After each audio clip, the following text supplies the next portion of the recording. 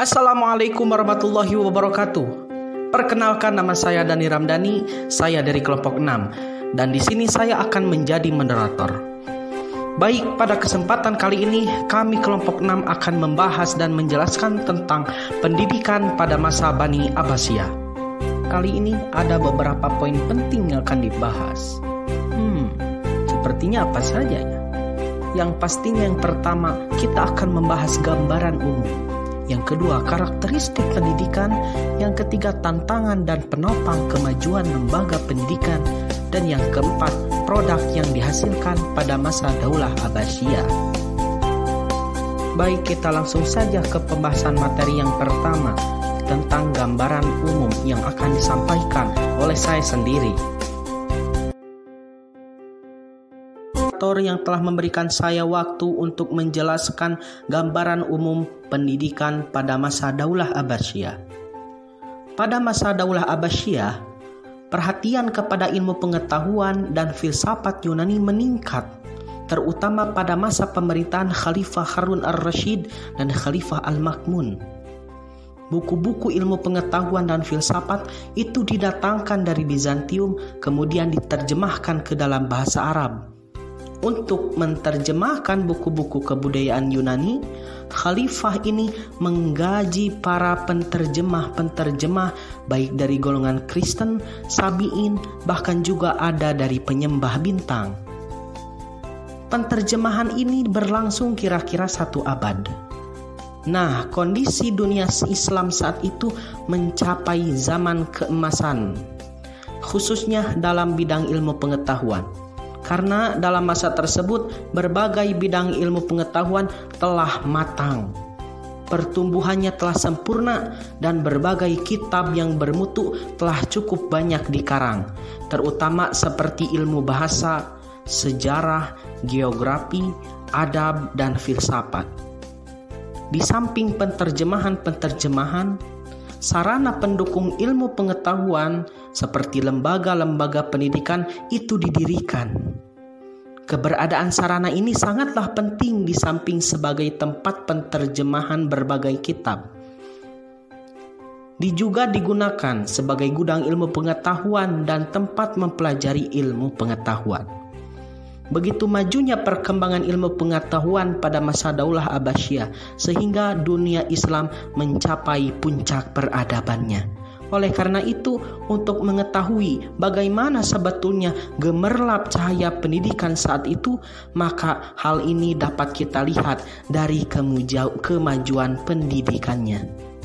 Bagaimana keadaan lembaga pendidikan Islamnya, dan yang tidak kalah penting, bagaimana kurikulum dan metode belajarnya. Mungkin itu gambaran umur pendidikan masa Daulah Abbasiyah. Kita lanjut materi yang kedua. Bismillahirrahmanirrahim. Terima kasih kepada moderator yang telah mempersilahkan saya. Sebelumnya, perkenalkan, nama saya Sa'adah Nur Latifah. Di sini saya akan menjelaskan tentang karakteristik pendidikan pada masa dinasti Abbasiyah dan juga tantangan dan penopang pada masa dinasti Abbasiyah. Nah, umat Islam pada masa Bani Abbasiyah dalam sejarahnya memperlihatkan tentang pentingnya pendidikan. Hal ini dapat ditelusuri dari beberapa catatan sejarah serta sistem pendidikan pada masa dinasti Abbasiyah tersebut. Dalam karakteristik pendidikan pada masa dinasti Abbasiyah ada beberapa karakter. Yang pertama yaitu adanya lembaga dan institusi pendidikan pada masa dinasti Abbasiyah. Institusi pendidikan Islam yang diselenggarakan pada masa itu dapat dikategorikan menjadi 2. Yang pertama, adanya lembaga pendidikan sebelum madrasah, dan yang kedua yaitu adanya madrasah.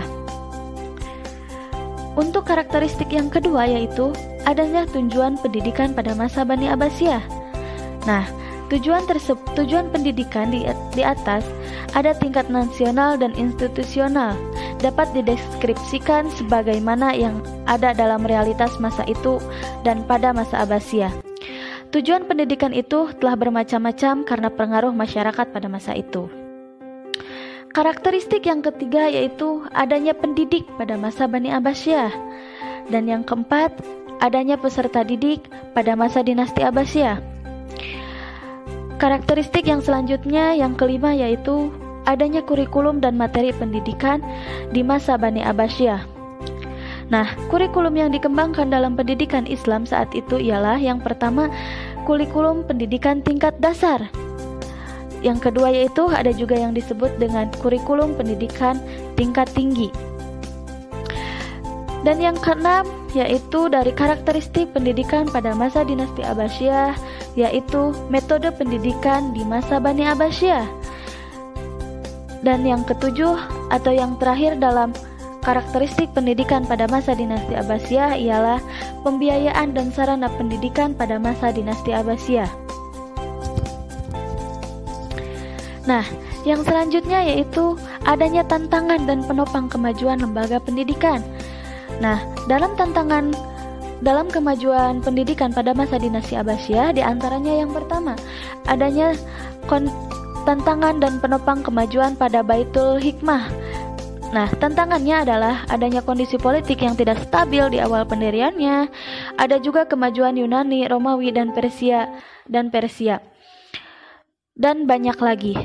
Nah, jika membicarakan tentang tantangan, otomatis kita akan membicarakan tentang solusi atau penopang pada kemajuan lembaga pendidikan pada zaman dinasti Abbasiyah. Adapun terdapat beberapa penopang lain yang menentukan kemajuan tersebut, yaitu diantaranya ada sikap tegas khalifah untuk menyelaraskan kondisi politik dengan memperlakukan sama semua provinsi dan tidak akan ada perlakuan khusus untuk sesuatu kelompok etnis. Nah, kemudian sikap ini membidani lahirnya kondisi aman, nyaman, dan damai di dalam kehidupan masyarakat yang menyebabkan para ilmuwan bebas berkreasi, mengkaji ilmu tanpa terusik dengan kekisruhan politik negara maupun agama. Dan yang kedua, tantangan dan penopang pada kemajuan pendidikan pada masa dinasti Abbasiyah, yaitu tantangan dan penopang kemajuan Madrasah Nizamiyah. Adapun tantangannya yang dihadapi dalam mendirikan Madrasah Nizamiyah yaitu diantaranya satu, adanya perseteruan antar aliran keagamaan, yakni antara Syiah dan Ahlus Sunnah. Dan yang kedua, adanya permasalahan politik negara yang carut-marut sebagai akibat dari konflik aliran keagamaan. Yang ketiga, membutuhkan solusi dan kelemahan dan kekurangan yang sulit dihindari dalam sistem pendidikan masjid. Adapun yang menjadi penopang kemajuan adalah diantaranya sebagai berikut. Yang pertama, adanya khalifah yang cerdas dalam mengambil kebijakan untuk menghancurkan gerakan keagamaan, yakni membangun gerakan intelektual dengan mendirikan Madrasah Nizamiyah. Ada juga karakter khalifah yang tegas, pantang menyerah, gigih, mencintai ilmu pengetahuan dan idealis, sehingga berani mengeluarkan kebijakan secara tegas dan cerdas. Nah, teman-teman, mungkin hanya itu saja yang bisa saya sampaikan singkatnya mengenai karakteristik pada pendidikan pada masa dinasti Abbasiyah dan juga tantangan dan penopang kemajuan pendidikan pada masa dinasti Abbasiyah. Jika teman-teman ingin lebih lanjut untuk memahaminya atau lebih banyak melihat materi-materi yang saya sampaikan, lebih banyaknya bisa teman-teman lihat di makalah. Mungkin hanya itu saja yang dapat saya sampaikan. Nah, teman-teman, setelah kita mengetahui gambaran umum pendidikan pada masa Daulah Abbasiyah, lalu karakteristik serta tantangan yang dihadapi pada saat itu, pembahasan berikutnya adalah mengenai produk apa sih yang dihasilkan pada masa dinasti Abbasiyah ini. Nah, sebagaimana yang kita ketahui bahwa pada masa Daulah Abbasiyah ini merupakan masa keemasan umat Islam, masa kemajuan umat Islam, yang mana banyak sekali pencapaian-pencapaian pada saat itu. Dan salah satu pencapaian terbesarnya adalah berhasil menjadikan dunia Islam sebagai pusat pengetahuan dunia. Nah, di antara beberapa produk yang dihasilkan pada saat itu adalah dalam bidang keilmuan, karena pada saat Daulah Abbasiyah ini banyak sekali melahirkan para cendekiawan muslim, dan yang otomatis para cendekiawan muslim tersebut banyak memberikan sumbangsih pemikiran yang dituangkan dalam buku-buku atau kitab yang masih dapat kita baca saat ini dan masih bermanfaat untuk kita saat ini dan bahkan untuk masa yang akan datang. Nah, di antara beberapa para ilmuwan, pemikir-pemikir, serta beberapa produk atau karyanya adalah yang pertama, dalam tokoh pendidikan. Tokoh pendidikan pada saat itu banyak sekali yang terkenal, namun yang paling terkenal menurut Lai Liao. Nah, di antaranya itu ada 2 orang. Yang pertama adalah Khalifah Al-Ma'mun. Khalifah Al-Ma'mun ini merupakan putra dari Harun Ar-Rasyid, yang mana dia adalah seseorang yang memprakarsai kegiatan keilmuan dan penerjemahan buku-buku karya-karya ilmuwan Yunani ke dalam bahasa Arab. Selain itu, dia juga mendirikan Baitul Hikmah sebagai pusat pendidikan dan ilmu pengetahuan. Nah, selain Khalifah Al-Ma'mun ini ada juga Muhammad bin Musa Al-Khwarizmi, atau kita sering mengenalnya dengan nama Al-Khwarizmi. Nah, dia itu merupakan ahli di bidang aljabar, yang mana dia merupakan seseorang yang menemukan angka 0 dan juga dia itu dikenal sebagai Bapak Aljabar. Nah, orang-orang hebat ini itu dilahirkan pada masa Daulah Abbasiyah. Yang kedua, dalam bidang filsafat. Dalam bidang filsafat juga banyak sekali ilmuwan yang lahir atau cendekiawan yang lahir pada saat itu ya. Nah, di antaranya adalah Al-Kindi. Siapa yang tidak kenal dengan Al-Kindi ini gitu ya. Al-Kindi ini merupakan seorang filsuf muslim pertama dengan buku karangannya sebanyak 236 judul. Selain Al-Kindi juga masih banyak seperti Al-Farabi, Ibnu Majah, Ibnu Tufail, dan juga ada Ibnu Sina. Ibnu Sina merupakan ahli kedokteran ya. Nah, ada juga yang tidak kalah terkenalnya gitu, yaitu siapa? Imam Al-Ghazali. Nah, Imam Al-Ghazali ini dikenal sebagai Hujatul Islam, yang mana karangan-karangannya itu sungguh luar biasa ya, seperti Tahafut Al-Falasifa. Selanjutnya ada lagi Ihya Ulumuddin dan yang lain-lainnya. Banyak sekali produk yang ia hasilkan dalam sumbangsi pemikiran ataupun buku-buku. Nah, selain dalam bidang filsafat, yang ketiga ada juga dalam bidang hadis. Dalam bidang hadis, ilmuwan-ilmuwan yang lahir dan buku-buku yang dihasilkan atau kitab yang dihasilkan ini juga banyak sekali. Siapa sih tokoh-tokoh dalam bidang hadis ini yang lahir pada saat itu? Yaitu Imam Al-Bukhari, Imam Muslim, Ibnu Majah, An-Nasai, dan juga Abu Dawud. Nah, para tokoh-tokoh ilmu hadis ini, perawi-perawi hadis ini lahirnya adalah pada masa dinasti Abbasiyah. Yang keempat, yaitu dalam bidang ilmu nakli. Dalam bidang ilmu nakli, dalam bidang ilmu tafsir, ilmu kalam, ilmu fikih, dan ilmu-ilmu yang lainnya, itu banyak juga para ilmuwan yang lahir. Dalam bidang ilmu tafsir, contohnya seperti Ibnu Jarir, Ibnu Atiyah. Dalam bidang ilmu kalam seperti Wasil bin Ato, Abu Hasan, dan yang lainnya. Nah, selanjutnya ada lagi dalam bidang seni dan sastra. Dalam bidang seni dan sastra ini juga banyak ilmuwan yang lahir pada saat itu.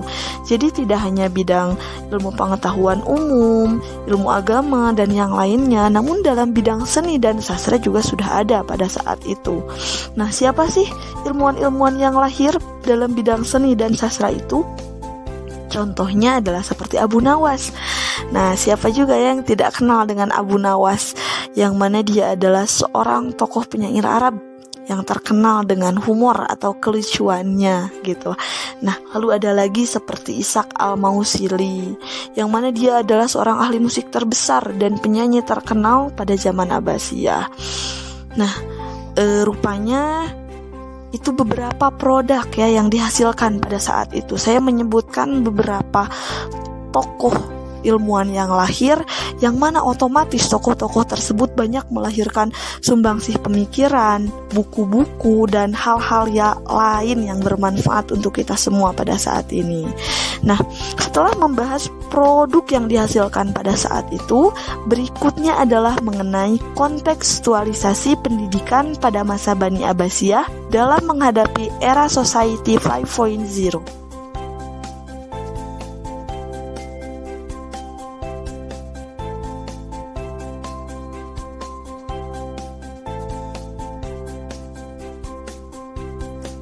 Untuk pembahasan berikutnya, yaitu mengenai kontekstualisasi pendidikan pada masa Bani Abbasiyah dengan masa kini, dan juga dalam menghadapi era Society 5.0.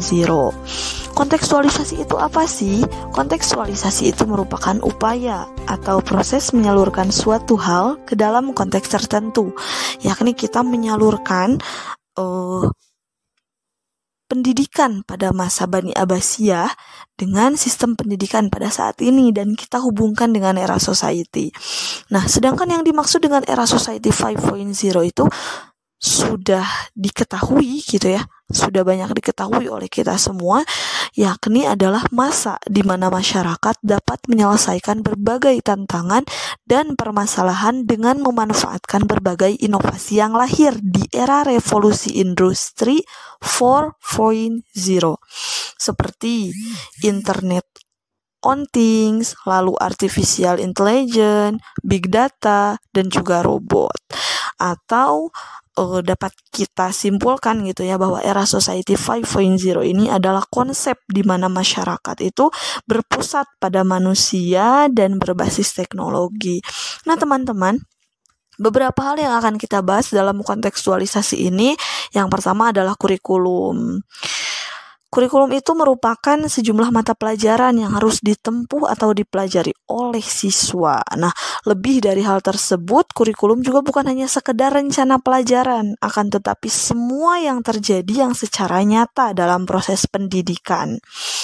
Nah, pada masa Daulah Abbasiyah, mula-mulanya kurikulum itu berkisar pada bidang studi tertentu.